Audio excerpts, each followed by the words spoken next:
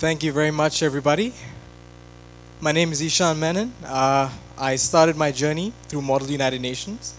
I learned a little bit more about the UN, and over time, I decided that it was right for me to join the United Nations Association Malaysia. We joined the youth circle together, a bunch of kids who were doing Model UN, learning more about the UN, and we thought there had to be a way for us to contribute. There had to be a way for us to do something. That's when we learned about things like the Sustainable Development Goals. Now, when I say the United Nations, a lot of people might meet skepticism, might think, oh, is the United Nations effective? Can it do anything? Can it solve problems? Is it effective at solving the world's crises? All said and done, today I want to go through the Sustainable Development Goals with you. And I want to explain how people my age, and I'm just 20 years old, people my age, younger than me, can actually bring about change from their hearts, from their home, and from their neighborhoods. So ladies and gentlemen, 17 ways to save the world. Now, when I first started my journey with the United Nations Association Malaysia, I realized several things. The world might not be a very happy place. Right now, we're at about 7.5 billion people estimated. We're going to hit 10 billion people by 2053. The world is consuming more and more goods as more and more people are coming about. But we don't really have much of an idea as to how we're going to sustain this for long. The future is definitely a very scary place. We're not entirely sure what it's going to look like. So it's also good to bear in mind the progress that we've made in these past few years. You see, the world today has seen significant landmarks, improvements in very, very important key factors. Now, one of them I hold very dear to me is youth literacy. You see, the youth literacy rate has gone up by nearly 10%, and at the end of it, we've seen the eradication of poverty. We've seen the levels of growth that are exponential, but they also had huge, huge challenges. The challenges we face go beyond just hunger, beyond just the lack of finances. You see, the world's poverty line is set to $1.90, and today almost 1 in 10 people are below that poverty line.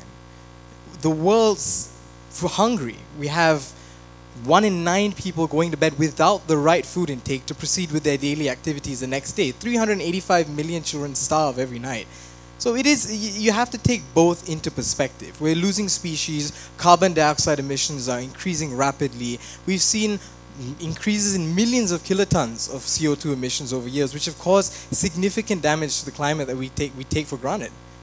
But with that said, when we take a look at what young people can do, given the fact that they represent over 25% of the world's population, we also have to take into account the life expectancy of people nowadays. It's increased by 10 years. We're living 10 years longer than we used to. We're much more literate than we used to be. And in fact, the world's poverty has actually decreased exponentially. In fact, even with inflation taken into account, the number of people that have been lifted out of poverty in the past is so great that it is impossible to ignore the progress that we've made.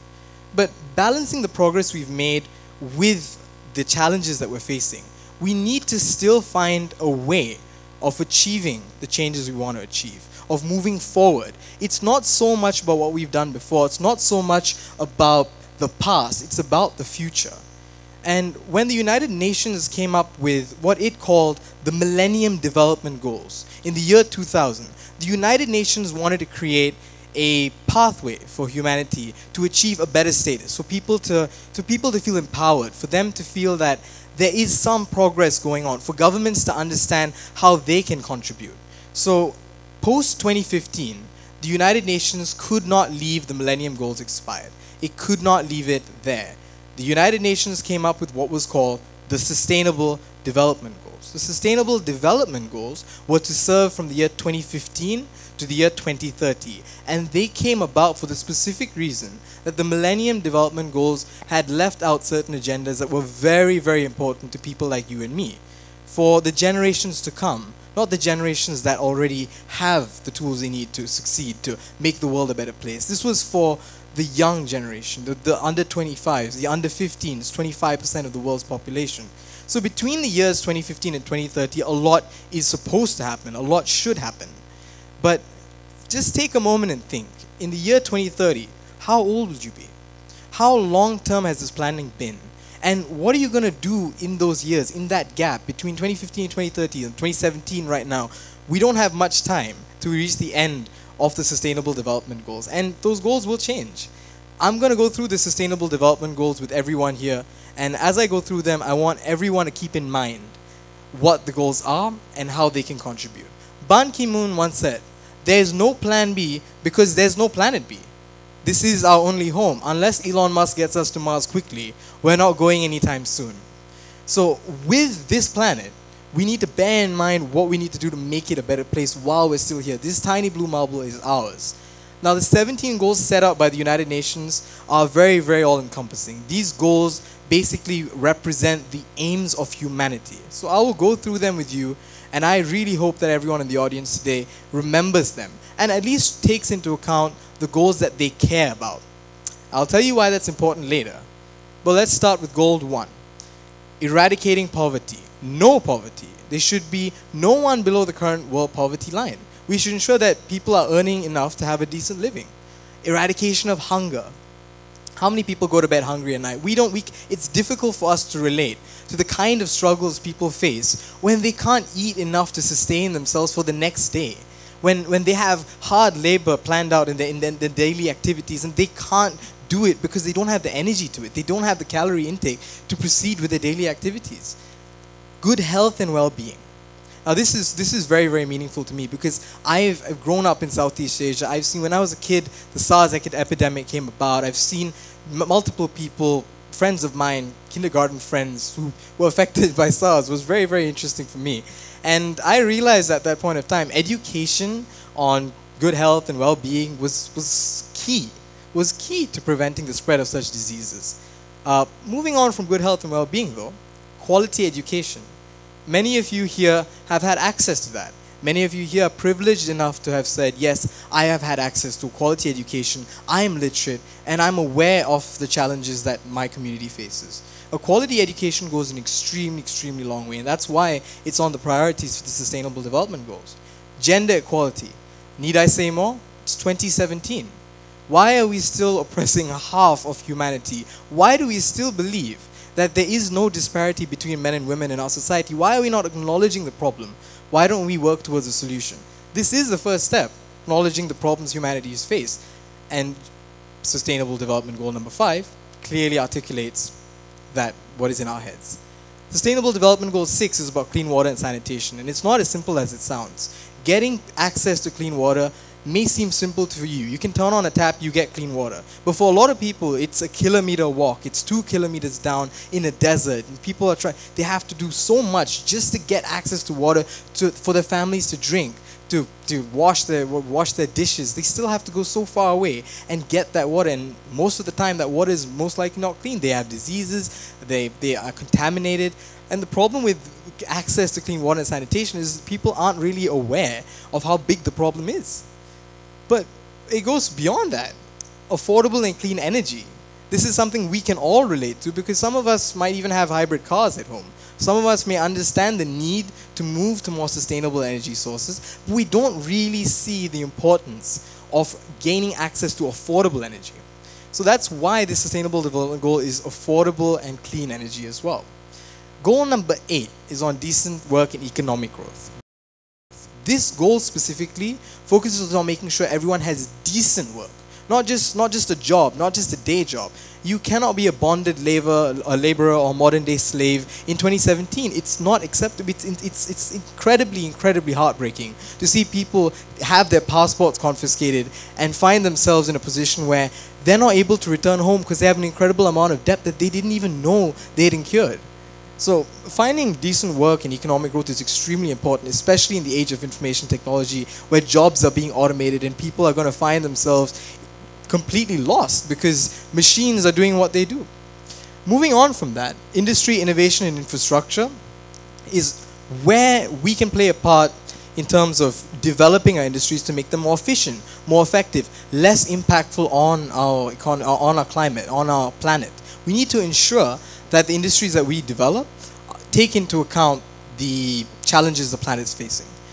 Reduced inequalities, income inequality is a big issue. I'm certain everyone's aware of it, but reduced inequality stands for reducing inequalities across the board, not just economically, but also discrimination against people of different skin colors, religion.